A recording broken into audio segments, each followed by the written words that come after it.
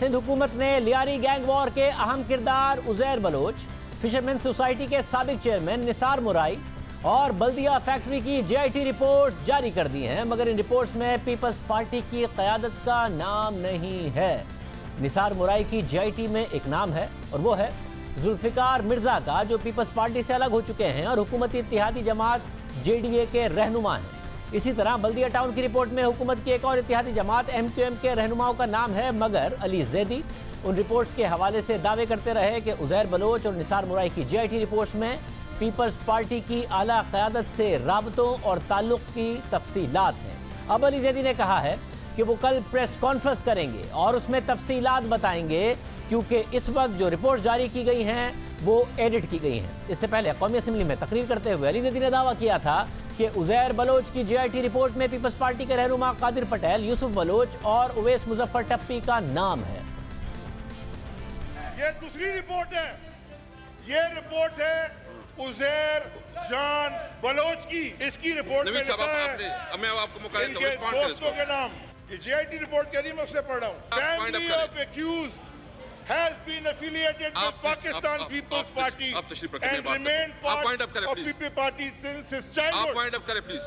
In 2008, 2008 में रहमान डकैत के मर्डर के बाद गैंग वॉर का लीडर बन गया। अपनी माइक आप दे दे, मैं आपको माइक दे रहा हूँ। कादिर पटेल साहब, सेनेटर यूसुफ बलोच साहब, निसार मुराई साहब, उजैर ये इसका माइक बंद करें साहब।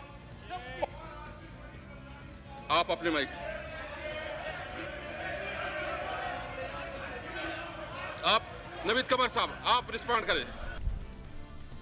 मगर आज जो रिपोर्ट सिंध हुकूमत ने जारी की है उसमें किसी सियासी शख्सियत का नाम नहीं। जेआईटी के मुताबिक उजैर बलोच ने 198 कत्ल का एतराफ़ किया है। जेआईटी ने अपनी फाइंडिंग देते हुए कहा है कि उजैर बलोच ने अपने साथियों के साथ कई पुलिस अफसरान और रेंजर्स अफसरान का कत्ल करवाया है।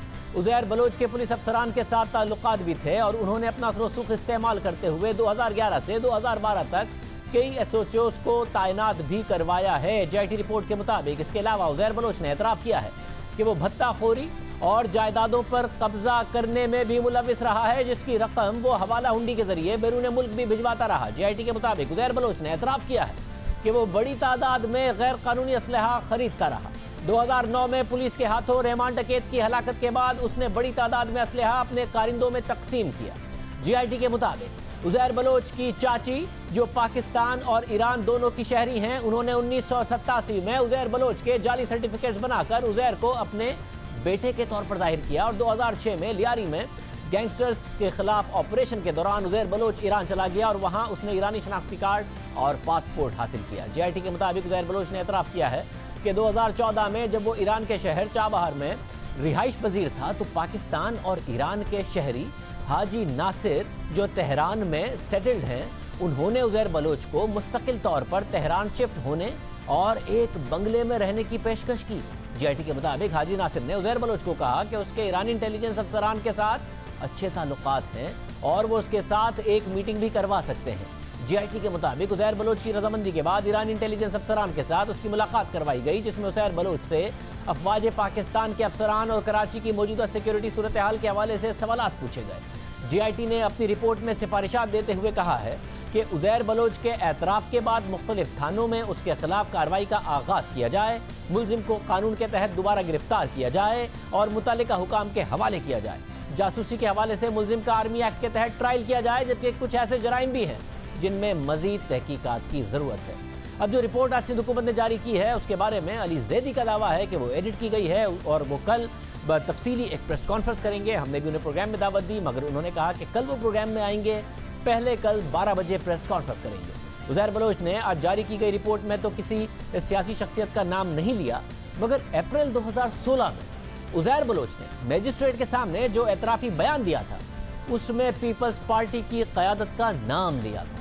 उजैर बलोच ने खुद एतराफ़ किया कि सेनेटर यूसुफ बलोच के कहने पर मैं उस वक्त के वज़ीर आला कायम अली शाह और फरियाल तालपुर से मिला और अपने खिलाफ मुकदमात और हेड मनी ख़त्म कराने का कहा। फरियाल तालपुर और आसिफ अली जरदारी के कहने पर मेरे खिलाफ मुकदमात और हेड मनी ख़त्म की गई। 2013 के इंतख़ाबात में सेनेटर यूसुफ बलोच के ज़रिए मैं फरियाल तालपुर से राब्ते में था। जिसने शाहजहां बलोच, जावेद नागौरी, अब्दुल्ला बलोच और सानी अनास को पार्टी टिकट मेरे कहने पर दिए। 2013 में कराची ऑपरेशन में तेजी के पेश नजर फरियाल तालपुर ने मुझे कादिर पटेल और सेनेटर यूसुफ बलोच के जरिए अपने घर डिफेंस बुलाया, जहां पर शर्जील मेमन और डॉक्टर निसार मुराई भी थे। वहां पर फरियाल तालपुर से कई मामलात पर बात हुई। फरियाल तालपुर ने मुझे जाती असलहा और गोला बारूद छुपाने को कहा और माली मामलात में शर्जील मेमन और निसार मुराई के हवाले करने की हिदायत की और इसके अलावा लियारी के मामलात यूसुफ बलोच और कादिर पटेल के हवाले करने की हिदायत की। साथ ही फरियाल तालपुर ने मुल्क से बाहर चले जाने को कहा, यानी कि ये मजिस्ट्रेट के आगे जो बयान दिया उसमें माली मामलात के हवाले से फरियाल तालपुर साहिबा के हवाले से उसने बात की, असलहे के हवाले से बात की, मुलाकात का जिक्र किया। पीपल्स पार्टी के दीगर रहनुमा भी उज़ैर बलोच के साथ राब्ते में रहे। पीपल्स पार्टी के साबिक रहनुमा और सिंध के साबिक वजीर दाखिला जुल्फिकार मिर्जा कई मौक़ों पर इस बात का इजहार कर चुके हैं कि उन्होंने पीपल्स अमन कमेटी के लोगों को असलहे के लाइसेंस दिए। ऐलान करता हूं आज से इस प्लेटफॉर्म से पूरे वाइस प्रेसिडेंट की हैसियत में सिंध के अमन कमेटी पीपल्स पार्टी की आज से एक जैनी तंजीम है। जहां अमन कमेटी वाले का खून बहेगा वहां पीपल्स पार्टी का खून बहेगा। जहां पीपल्स पार्टी वाला कुर्बानी देगा उसके साथ अमन कमेटी वाला कुर्बानी देगा। मुझे कहते हैं 3 लाख लाइसेंस इशू किया, मैंने बहुत बड़ा गुनाह किया। खुदा की कसम, मुझे अगर आज दोबारा चांस मिले तो मैं 5 लाख लाइसेंस और गैरतमंद लोगों को जो अपनी हिफाजत कर सकते हैं, इन दरंदे सिफत लोगों के खिलाफ मैं उनको दूंगा। जहां जुल्फिकार मिर्जा ने असलहा लाइसेंस देने का एतराफ़ किया, वहीं उज़ैर बलोच और उसके साथी जफर बलोच ने इस बात का एतराफ़ किया कि असलहा उन्हें पीपल्स पार्टी के लोगों ने इस यकीन दहानी के बाद दिया कि कराची में मुत्तहिदा से मुकाबला करना है और उसके खिलाफ ऑपरेशन होगा।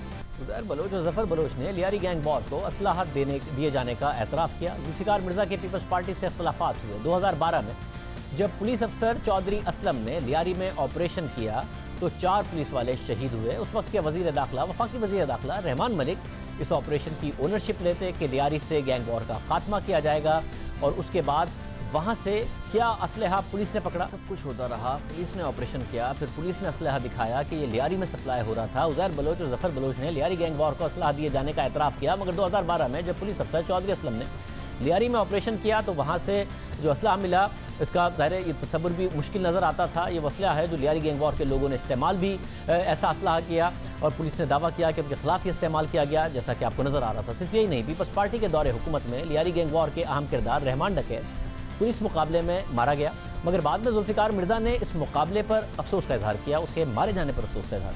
2012 के ऑपरेशन के बाद उज़ैर बलोच कमज़ोर होने के बजाय मज़ीद मजबूत हो गया और वो पीपल्स पार्टी की क़यादत के फैसलों पर असरअंदाज होने लगा। जुल्फिकार मिर्जा के बाद भी पीपल्स पार्टी में उज़ैर बलोच के हामी मौजूद रहे। हालांकि 2012 का ऑपरेशन जुल्फिकार मिर्जा के बाद पीपल्स पार्टी ने ही किया, मगर बजाय इसके कि उज़ैर बलोच कमज़ोर होता, मजबूत हो गया। 2013 के इंतखाबात में लियारी से पीपल्स पार्टी के टिकट उज़ैर बलोच ने दिए। उज़ैर ने जिन लोगों को टिकट दिए वो पीपल्स पार्टी के टिकट पर लियारी से मुंतखब तो हुए, लेकिन हल्फ उन्होंने उज़ैर बलोच की वफादारी का उठाया।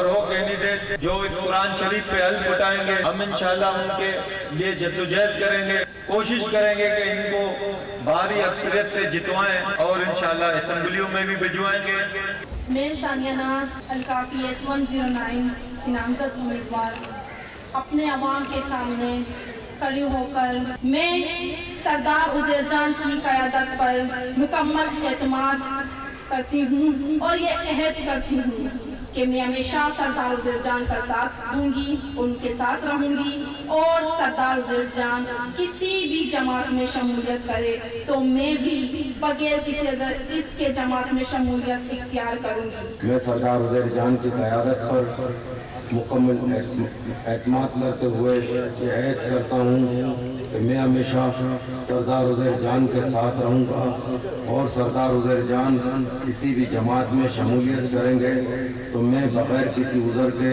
इस जमात में शमूलियत इख्तियार करूँगा। अगर मैंने अपने अवाम के सामने लेने वाले इस खिलाफ की कभी भी खिलाफ वर्जी की तो अल्लाह ताला का गजब मुझ पर नाजिल होगा।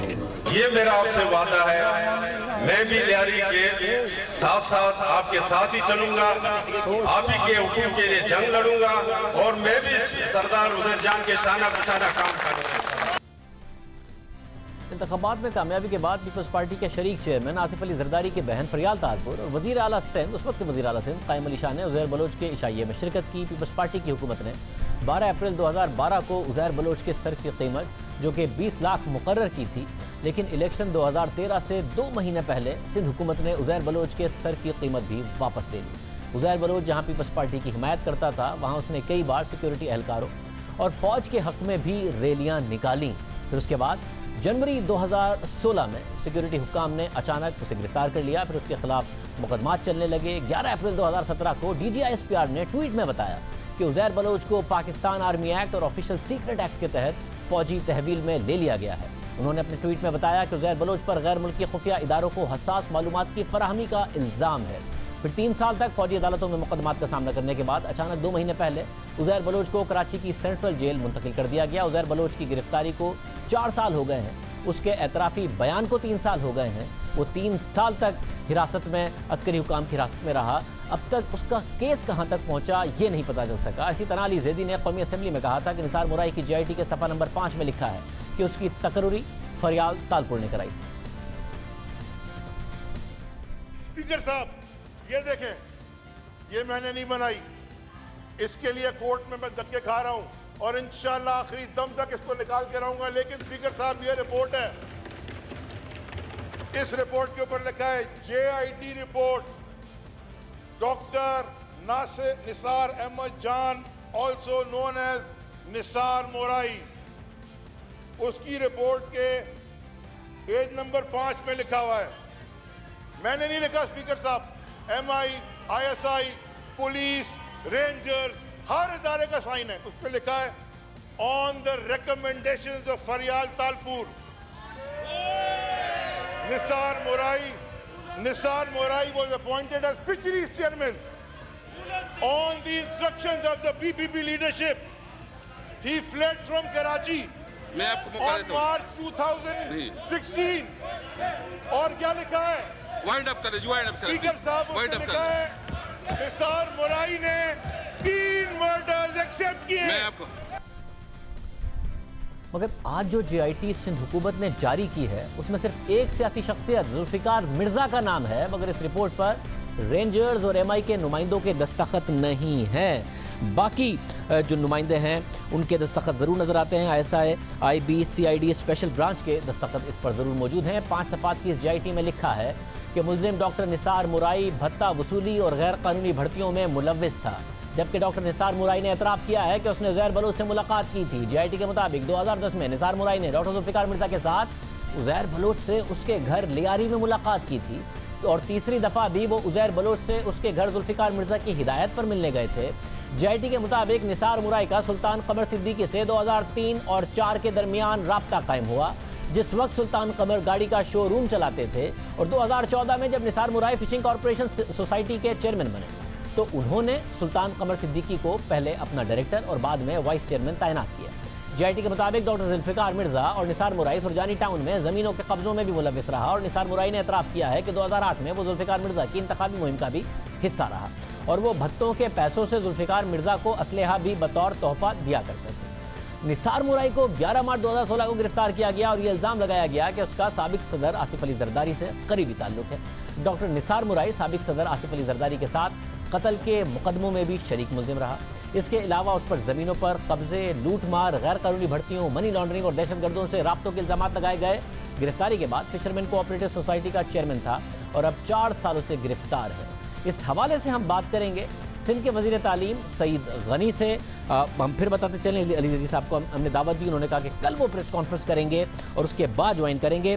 सईद अली साहब, बहुत शुक्रिया मैं शो में ज्वाइन करने के लिए। ज़ाहिर चैलेंज किया था अली जैदी साहब ने, आप लोगों ने ये जारी ज़रूर कर दी हैं, मगर जो बातें उन्होंने कही थी वो नहीं है इनमें। सफ़ा नंबर 5 पर जो निसार मुराई का उन्होंने कहा वो इस रिपोर्ट में नहीं है। उज़ैर बलोच के हवाले से जो दावा किया नहीं है, मगर वो कह रहे हैं ये एडिट की हुई है। क्या 2 GITs हैं, एक आप लोगों ने जारी कर दी है, दूसरा जो सियासी कनेक्शन उज़ैर बलोच के हवाले से मामलात थे वो आप लोगों ने रोक ली है, आप लोगों ने इसको एडिट किया है, कुछ हिस्से हज़फ किए हैं?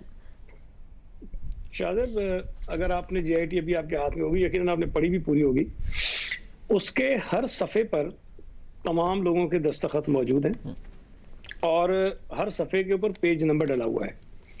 तो 1 से लेके 35 नंबर तक पेजों का जो है जो तरतीब है वो अपनी जगह मौजूद है, हर सफ़े पे दस्तखत मौजूद है। तो ये पॉसिबल नहीं है कि ये इसके अंदर कोई तब्दीली हुई हो, नंबर 1। दूसरी बात ये है कि ये कोई आज कल या 10-15 दिन पहले या 2-4 महीने पहले सबमिट नहीं हुई है। ये GIT रिपोर्ट जिस वक्त मुकम्मल हुई थी उसी वक्त हुकूमत को, जो हमारा डिपार्टमेंट है, होम डिपार्टमेंट है, उसको ये सबमिट कर दी गई थी। जिस दौरान सिंध हाई कोर्ट में ये प्रोसीडिंग्स चल रही थी, अली जैदी साहब का जो केस था, उस दौरान भी अदालत के सामने मोहतरम जज साहिबान को एक सील्ड एनवेलप के अंदर ये GIT रिपोर्ट पेश की गई थी, उन्होंने पढ़ी भी थी। अब ये तो एक बड़ी बचकाना सी बात है कि आज कोई खड़े होकर कहे कि नहीं वो जो मैं असेंबली के अंदर कह रहा था वो सारी चीज़ें ठीक है, लेकिन ये जो डॉक्यूमेंट है जिसके ऊपर दस्तखत सबके मौजूद है, हर पे दस्तखत मौजूद है, वो जो है वो झूठी है। तो इसका तो इलाज हमारे पास कुछ नहीं हो सकता। अगर वो कह रहे हैं तो कहने दें, जाके चैलेंज करें, साबित करें अपनी बात को दुरुस्त। अच्छा, एक जो अहम बात है वो ये, अब ज़ाहिर है कि जो जुडिशल मजिस्ट्रेट के आगे उज़ैर बलोच का बयान है उसमें बहुत सारी वो चीज़ें हैं जो अली जैदी साहब कह रहे हैं। अब अली जैदी साहब ज़ाहिर कल बताएंगे कि वो जो बातें कर रहे हैं वो जुडिशल मजिस्ट्रेट के आगे वाली बयान की बातें कर रहे हैं या GIT की बातें कर रहे हैं, और उनके पास जो असल GIT है या नकल GIT है जो भी है वो अली जैदी साहब रखेंगे। मगर ये नहीं समझ में आ रहा कि जुडिशल मजिस्ट्रेट के आगे उज़ैर बलोच वो सारी बातें कर रहा है जो अली जैदी साहब कह रहे हैं, मगर GIT में ये सारी बातें नहीं हैं जिस पर ISI, IB, CID और स्पेशल ब्रांच के निसार मुराई वाली पर दस्तखत हैं, बाकी उज़ैर बलोच वाली पर सबके दस्तखत हैं। ये क्या मामला है? देखिए, जो 164 का स्टेटमेंट है उसकी भी फोटोकॉपी है, वो मैंने भी देखी है, शायद उसी की आप बात कर रहे हैं। लेकिन मैंने अभी तक किसी शख्स के पास कोर्ट से कोई सर्टिफाइड कॉपी जिसने ली हो, और वो मैंने नहीं देखी, कम से कम। अब मुझे नहीं पता उसकी क्या हैसियत, क्या वक़्त है, लेकिन कुछ वकीलों से जब मेरी बात हुई है तो उनका एक अपना मुख्तलिफ नुक्ता नज़र है 164 के स्टेटमेंट के ऊपर, कि इस तरह का 164 का स्टेटमेंट होता नहीं है। शायद हर मुकदमे का अलग अलग कोई चीज़ बता रहे थे। अच्छा, अगर हम ये मान भी लें कि जी जो 164 का स्टेटमेंट है वो वाकई ठीक है, उसमें कादिर पटेल के मुतल्लिक कहा गया है, उस पर इल्ज़ाम लगाए गए हैं।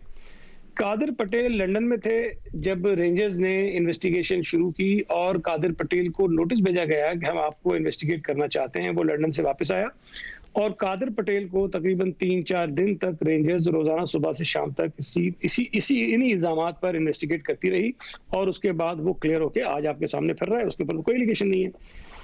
इसी 164 के स्टेटमेंट के अंदर बहुत सारे और लोग हैं, उसमें वो पुलिस ऑफिसर्स भी हैं जिनके ऊपर इल्जाम था, अरशद पप्पू के साथ मिलकर उठाया, उसकी लाश जलाई, मोबाइल मिलाए, हर चीज उसके अंदर थी, और भी बहुत सारे लोग हैं। वो मुख्तलिफ लोग गिरफ्तार हुए और आज वो तमाम के तमाम लोग अदालतों से जमानतों पर, या शायद कोई एक आधा बरी भी हो गया हो, जमानतों पर हैं और आज़ादी से फिर रहे हैं। अगर तो 164 का स्टेटमेंट इतना ही मुकद्दस है, इतना ही मुस्तनद है, इतनी सारी चीज़ें उसके अंदर ठीक हैं, तो फिर मेरा ये ख्याल है कि जो मिसालें मैंने आपको दी वो नहीं होनी चाहिए थी, लोगों को जेल के अंदर होना चाहिए था, छूटना नहीं चाहिए था। तो मेरा ये ख्याल है कि हमें इंतजार करना चाहिए। मुकदमात बहुत सारे लोगों की अदालतों में हैं और उस पर फैसला अदालत कर लेगी कि 164 का स्टेटमेंट आया दुरुस्त है भी कि नहीं है, और अगर है तो उसकी हैसियत क्या। मगर सईद अली साहब, इसमें नजर आ रहा है कि निसार मुराई की जो GIT है उसमें सब कुछ डाला जा रहा है जुल्फ़िकार मिर्ज़ा साहब के ऊपर, कि वो जुल्फ़िकार मिर्ज़ा साहब के उससे ताल्लुकात थे, चाहे असले की फरामी हो, चाहे पैसे के मामलात हों। उज़ैर बलोच की GIT में भी नज़र आ रहा है जुल्फ़िकार मिर्ज़ा बहुत ज़्यादा करीबी दोस्त थे आसिफ अली जरदारी साहब के। ये हो नहीं सकता, और ज़ाहिर नज़र आता था कि वो कितने ताकतवर सिंध के इंटीरियर मिनिस्टर हैं, वो डिसएग्री भी करते थे, बाकी किसी में कितनी हिम्मत होती थी डिसएग्रीमेंट करने की। तो जुल्फिकार मिर्जा अपनी इंडिपेंडेंट हैसियत में सारे के सारे काम कर रहे थे, या असल में बतौर आसिफ जरदारी के फ्रंटमैन के तौर पर ही, चाहे वो निसार मुराई के साथ डीलिंग हो, फिशरमैन कोऑपरेटिव सोसाइटी के मामलात हो बाद में, या फिर ये पीपल्स अमन कमेटी को, उज़ैर बलोच को, सबको हैंडल और डील करना हो, और MQM आपकी इत्तेहादी थी उनको कन्फ्रंट करना हो, ये सारे काम आसिफ जरदारी के कहने पर कर रहे थे, आपने सब उन पर डाल दिया। असल में तो जरदारी साहब ही के दोस्त थे। शायद पहली बात तो मैं आपको बताऊं कि डॉक्टर निसार मुराई जो हैं, उनको मैंने जुल्फिकार मिर्जा साहब के साथ ही देखा, और वो जब तक जुल्फिकार मिर्जा वजीर थे डॉक्टर निसार मुराई उनके साथ रहे, उनके बहुत करीब थे, इसमें कोई दूसरी राय नहीं है। अब मैं ये नहीं कहता कि वो उनके जराये में शामिल थे कि नहीं थे, लेकिन उनके करीब जरूर थे, उनके साथ जरूर होते थे। तो अगर उनकी तरफ से ये आता है कि मैं जुल्फिकार मिर्जा के साथ उनसे मिला, तो मेरे लिए कोई ये हैरत की बात नहीं है। अच्छा, जो बात दूसरी आपने कही, बिल्कुल ये तासुर बिल्कुल था और शायद है भी कि जुल्फिकार मिर्जा साहब जो हैं वो हमारी लीडरशिप के बहुत करीब रहे, और शायद इसी कुर्बत की बिना पर उनकी जो अहलिया थी वो स्पीकर भी बनी, ये खुद वजीर दाखिला भी बने, और ये डिफेक्टो चीफ मिनिस्टर भी समझे जाते थे, और ये जो चाहते थे वो सब हो जाता था।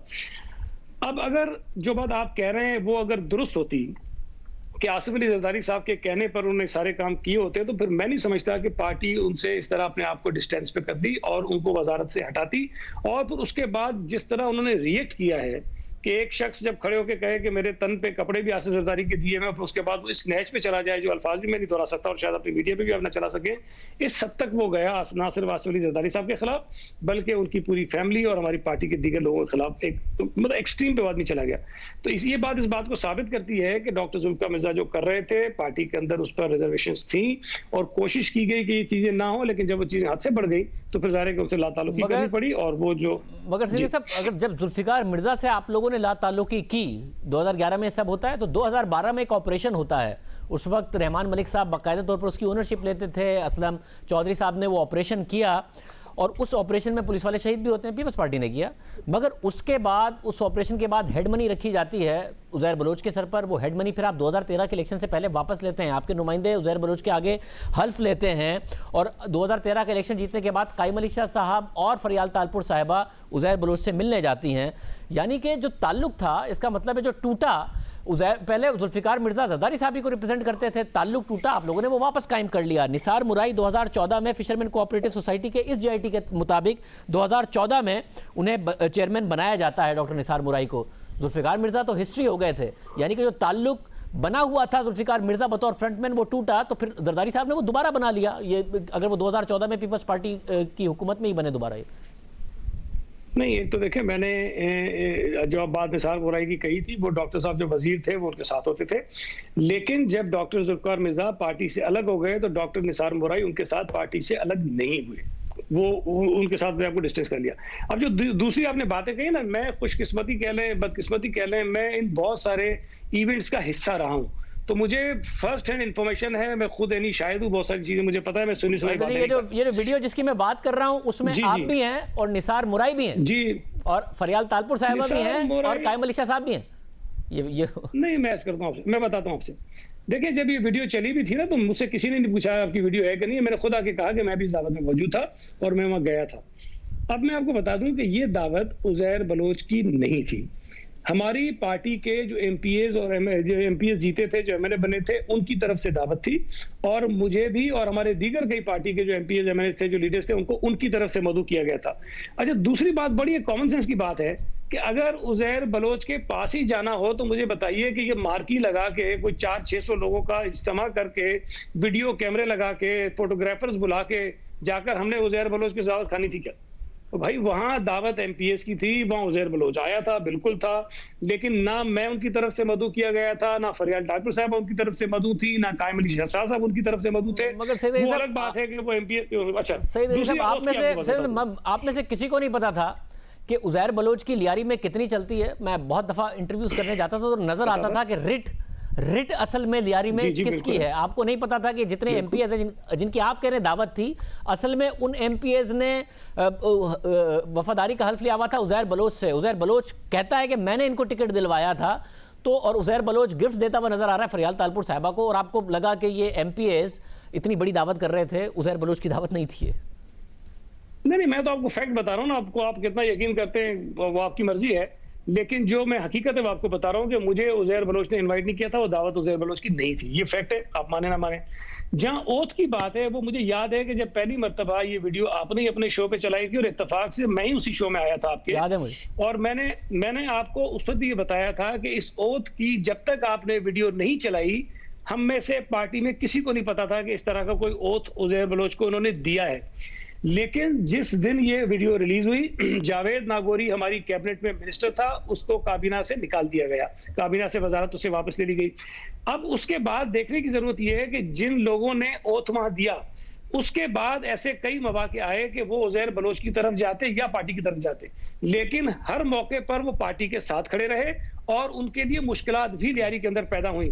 तो अगर वो लोग जो हालात आप बता रहे हैं, रिट बिल्कुल वो थी, मैं बिल्कुल इसे इनकार नहीं करता हूं, लेकिन लियारी में जिन हालात में इलेक्शंस हुए थे, अगर उन हालात में अगर कोई ऐसा कैंडिडेट है जिसको उज़ैर बलोच तंग नहीं कर रहा और वो पीपल्स पार्टी का कैंडिडेट है, तो इसको उज़ैर बलोच का कैंडिडेट नहीं कहना चाहिए।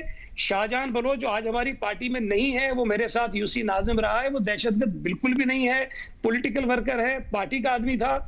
जो जावेद नागौरी है, वो बहुत ही पुराना, मुझसे भी ज्यादा सीनियर पार्टी के अंदर है, उसको ओहदे मुझसे पहले से रहे हैं, उसका भाई बाद में लियारी के अंदर शहीद हुआ है। सनिया नाज को मैं पहले नहीं जानता था, जाहिर है खातून थी, लियारी पार्टी ने उसको टिकट दिया। जब आपने मुझे उस दफा, क्योंकि जाहिर ये वीडियो हमने ही अपने प्रोग्राम में ब्रेक की थी अब से कुछ साल पहले, और आपने उस वक्त भी ये बात की थी सनिया नाज के अलावा कि आप बाकी लोगों को जानते थे, सनिया नाज को नहीं जानते थे, मगर मतलब एक लिंक एस्टैब्लिश हो गया है कराची की सियासत में, जिसे अब एमक्यूएम खुद भी मानती है, एमक्यूएम पाकिस्तान, क्या जी किलिंग होती थी, एमक्यूएम लंदन कराती थी, अल्ताफ हुसैन साहब वहाँ से ऑर्डर देते थे और कराची में लोग मारे जाते थे। ये बात तो पाकिस्तान की रियासत और ख़ुद एमक्यूएम तस्लीम करती है। ये जो दूसरे साइड की किलिंग है, उसमें ऐसा लगता है कि आप ये बताना चाहते हैं कि जी जुल्फ़िकार मिर्ज़ा को ज़ाती अनात था और प्रॉब्लम था एमक्यूएम से, इसलिए उन्होंने पीपल्स अमन कमेटी को मजबूत किया और इनको असलाह दिलाया और ये आपस में लड़ते थे। उस तरफ से जो लाशें गिराई गई हैं लियारी गैंग वॉर की तरफ से, वो सारा का सारा जुल्फ़िकार मिर्ज़ा का काम था, पीपल्स पार्टी की क़यादत का इसमें कोई हाथ नहीं था। ये हो सकता है जुल्फ़िकार मिर्ज़ा जितने करीब थे जरदारी साहब? मैं आपको देखें और अल्फाज में कोशिश करता हूँ ये बात समझाने की। मैं ये बात हल्फन कह सकता हूँ, मैं पीपल्स पार्टी के अंदर पैदा हुआ हूँ। कोई ये अगर कहे कि वो पीपल्स पार्टी से ज्यादा, मुझसे ज्यादा कोई जानता है, तो मैं नहीं समझता कोई दावा कर सकता है। पीपल्स पार्टी बतौर पार्टी कभी ये पॉलिसी हमारी ना रही है, ना है और ना कभी होगी कि हम पॉलिटिकल लोगों को या अपने मुखालिफिन को कत्ल करवाएं या हम किसी भी किस्म की कत्ल कार्रवाई के अंदर इन्वॉल्व हों। ये मुमकिन है, मैं हमेशा कहता हूँ ये मुमकिन है कि पार्टी के अंदर इंडिविजुअल्स मुमकिन है कि और मुख्तलिफ किस्म के क्राइम में इन्वॉल्व हों, मुख्तलिफ किस्म के ये दहशतगर्दी के वाक़यात में कोई इंडिविजुअल जरूर हो सकता है, लेकिन पार्टी कभी भी अगर किसी को पता होगा ये कत्ल वारदारी कराता है, हमने कभी अपने आप को उसके साथ जोड़ा नहीं, हमने अपने आप को कोशिश की कि दूर करें। अगर जो कुछ उज़ैर बलोच कर रहा था या हुआ है, तो उसमें अगर मैं कह रहा हूँ, फिर कह रहा हूँ, अगर खुदा ना खास्ता पीपल्स पार्टी ने कुछ कराया भी होगा, अगर बंदे मरवाए होंगे, अगर घरों पे कब्जे करवाए होंगे, अगर फैक्ट्रियों पे कब्जे कराए होंगे, तो राब्ता और ताल्लुक जुल्फ़िकार मिर्ज़ा के अलावा कोई हो नहीं सकता। क्योंकि ये सारी चीजें आपको भी पता है, आपने लातादाद इंटरव्यूज किए हैं, उज़ैर बलोच के भी किए हैं, जुल्फ़िकार मिर्ज़ा के भी किए हैं और लोगों के भी किए हैं, तो मेरा नहीं ख्याल कि आपको इसमें कोई कंफ्यूजन है। ये चीजें बड़ी वाज़ेह हैं। ये जरूर कोताही है, गलती है कि हुकूमत की ये जिम्मेदारी बनती है कि अमन अमान की सूरत कायम करे और ऐसे लोगों से लाताल्लुक रहे, बल्कि ऐसे लोगों के खिलाफ कार्रवाई। लेकिन हमने गलती से ही सही है कि ऐसे आदमी को बना दिया था वजीर जो उनसे राब्ते में था या सपोर्ट कर रहा था, तो जरूर उससे भी पूछा जाना चाहिए। सही साहब बहुत शुक्रिया, आप कह रहे हैं कि उनसे भी पूछा जाना चाहिए। अब जुल्फ़िकार मिर्ज़ा जीडीए का हिस्सा हैं और उनकी अहलिया इस वक्त फहमीदा मिर्ज़ा साहिबा और जीडीए तहरीक इंसाफ की हुकूमत का हिस्सा हैं और फहमीदा मिर्ज़ा साहिबा वजीर हैं। अब देखते हैं जब अली ज़रीर साहब कल ये सारी की सारी बातें करेंगे तो उसमें इस वाले पॉइंट को भी किस तरीके से एड्रेस करते हैं।